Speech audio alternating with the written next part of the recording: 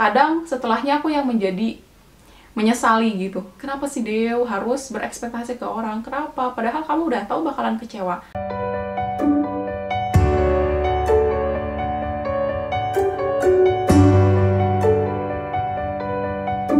Hai guys, ketemu lagi di episode berbagi perspektif.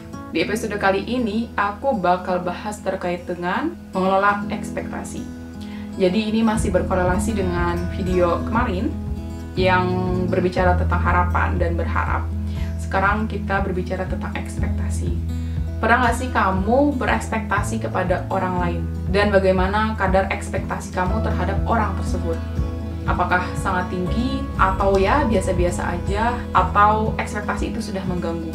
Aku adalah tipe orang yang sangat banyak berekspektasi kepada orang ya gitu.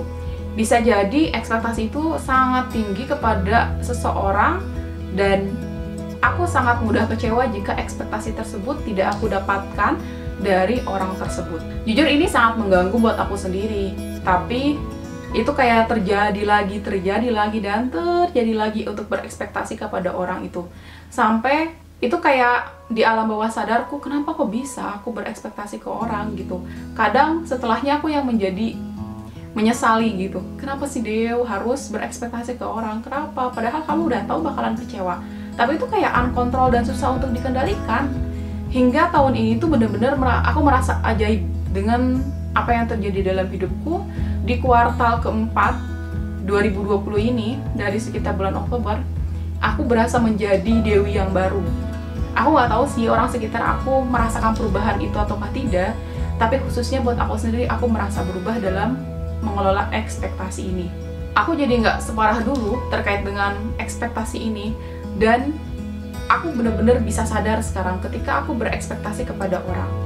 Nah, kenapa sih ekspektasi ini bisa muncul? Yang pertama, ekspektasi itu bisa muncul karena perhitungan rasional.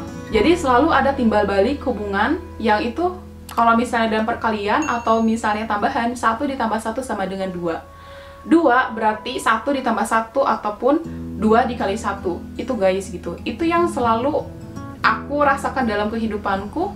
Aku menjadi orang yang sangat berekspektasi itu karena otak aku tuh terlalu matematika banget. Jadi ketika aku ngasih ke orang, orang tuh harus ngasih ke aku juga. Ketika aku baik ke orang, orang harus baik ke aku juga.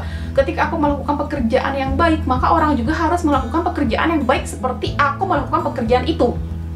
Selalu itu yang di pikiran aku tadi ya, karena ada perhitungan rasional itu. Sama yang kedua, ekspektasi itu bisa muncul kepada orang lain karena angan-angan kita yang tidak tercapai atas kejadian di masa lalu. Oke, berkaca kepada hidup aku sendiri, aku anak yang besar dengan kehidupan yang tidak mudah. Dari kecil ayahku sudah meninggal dan aku tidak memiliki kenangan tentang bagaimana ayah, bagaimana sosok ayah itu. Kemudian aku dititipkan di nenek kakek dari usia 6 tahun dan sudah jauh dari mama, dan dari situ karena memang besar dengan nenek kakek, otomatis aku tahu tentang banyak permasalahan keluarga. Dan di situ muncul keharusan-keharusan dari nenek kakekku. Harus bisa masak, harus bisa ngepel, harus bisa nyuci.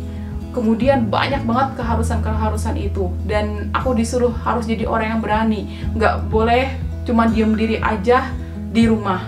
Dan aku merasa, kenapa teman-teman seusiaku itu mendapatkan kebebasan dan juga bisa bermain sesukanya, sementara aku tuh dari kecil sudah dituntut untuk menjadi mandiri, dan aku merasa tidak ada orang yang caring aku, perhatian ke aku, termasuk orang tua aku sendiri.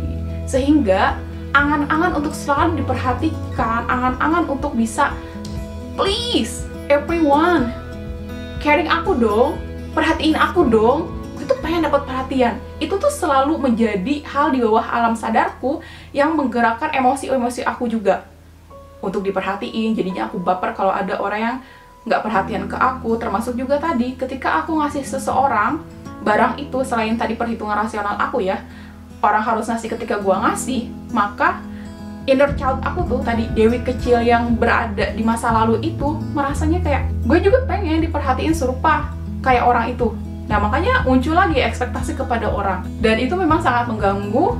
Tapi memang aku berkali-kali terjebak lagi, hingga tadi kan aku bilang turning point-nya di Oktober ini. Apa yang terjadi dalam hidupku dan kenapa aku bisa mengelola ekspektasi ini?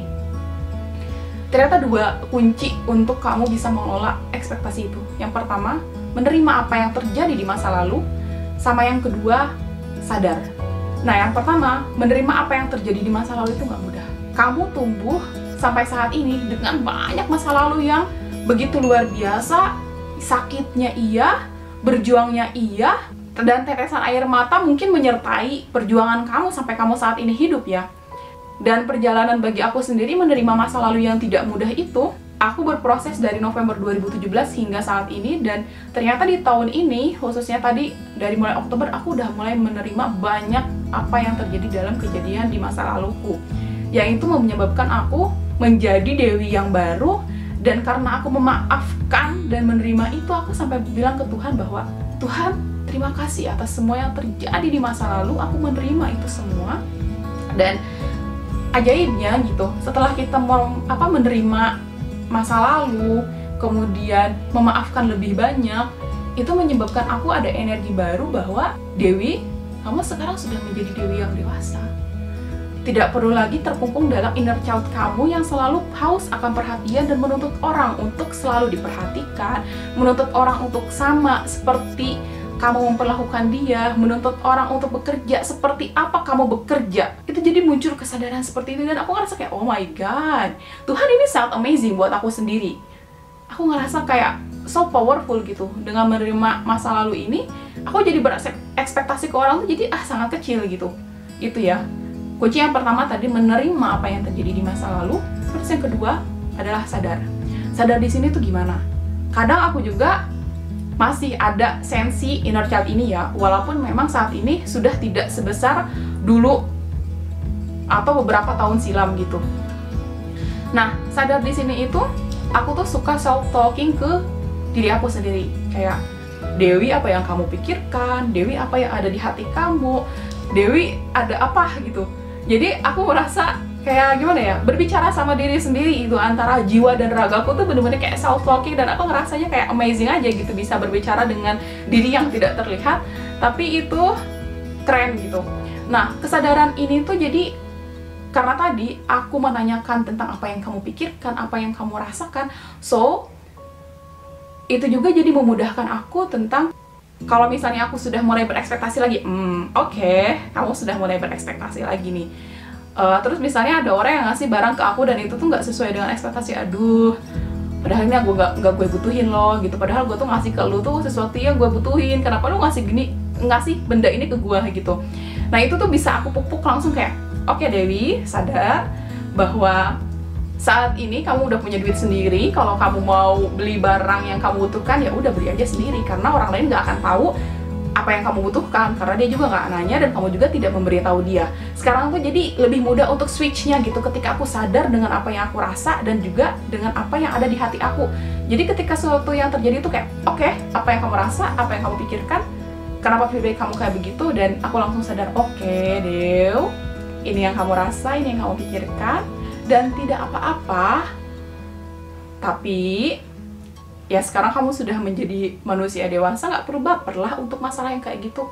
Dan guys, amazingnya lagi, ketika aku bisa mengelola ekspektasi ini, aku menjadi nggak baperan sama orang. Terus juga aku juga bisa memberikan orang itu lebih healthy giving gitu. Jadi nggak kayak menuntut, ketika aku ngasih ke orang, orang harus ngasih ke aku. Itu jadi nggak kayak begitu lagi. Terus yang ketiga, amazingnya lagi, aku tuh orang yang sulit percayaan sama staffku, karena aku tuh ngerasa kayak, bentar, kalau gua ngerjain kerjaan ini begitu bagus, ya apakah staff gua bakalan kayak begitu? Jadi selalu ada ekspektasi, lu harus mengerjakan sebagus yang gue kerjakan.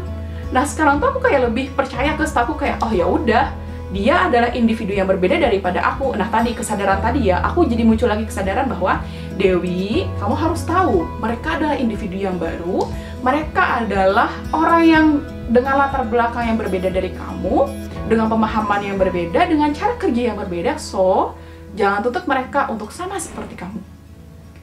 Itu, dan aku ya tadi jadinya lebih percaya sama staffku, ya udah kamu kerjain aja, kerjaan kamu, nanti aku review aja gitu.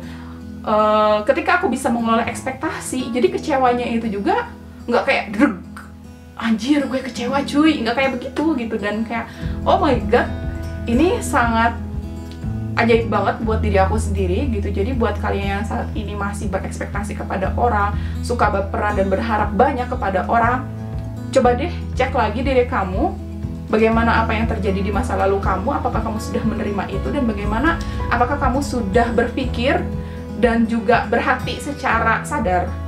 Itu adalah dua kunci dalam mengelola ekspektasi kamu. Dan rasakan sendiri kalau kamu sudah bisa mengelola ekspektasi ini, kayak it's miracle dalam hidup lu yang kayak wow gitu. Dan aku juga ngerasa amazing ya, Dewi yang perhitungan menjadi Dewi yang lebih wise gitu. Walaupun aku nggak tahu ya tadi bagaimana perspektif orang, apakah dia sudah merasakan itu ataukah tidak, tapi aku sendiri merasakan bahwa oh ternyata Dewi itu udah ada perubahan ya, udah mulai shifting nih terkait dengan ekspektasi gitu. Ya segitu aja sih videoku tentang mengelola ekspektasi ini. Semoga bermanfaat buat kamu. Kamu bisa komen di kolom komentar bagaimana perspektif kamu terkait dengan mengelola ekspektasi ini gitu. Atau kamu juga bisa share terkait dengan pengalaman kamu. Dan jangan lupa guys, di sini ada 2 sambal, ada sambal bawang dan juga sambal roa dari Red File Kitchen. Buat kamu yang suka susah, bingung kamu mau makan apa, kalau aku sendiri yang penting ada sambal, makan apapun jadi enak. Jangan lupa untuk diorder. Dan yang paling kesukaan aku adalah sambal bawang karena dia lebih original, bisa masuk untuk cemilan makanan apapun. Kalau yang sambal roa ini ada bau-bau asapnya dan ada ikan roanya, tapi cocok juga buat kamu yang memang suka. Dan ini katanya khas Manado. Jadi kalian order ya, linknya ada di description box. Oke guys, segitu aja video dari aku. Jika kamu ngerasa bermanfaat, jangan lupa di like, di komen, di subscribe, dan see you in the next video. Dadah!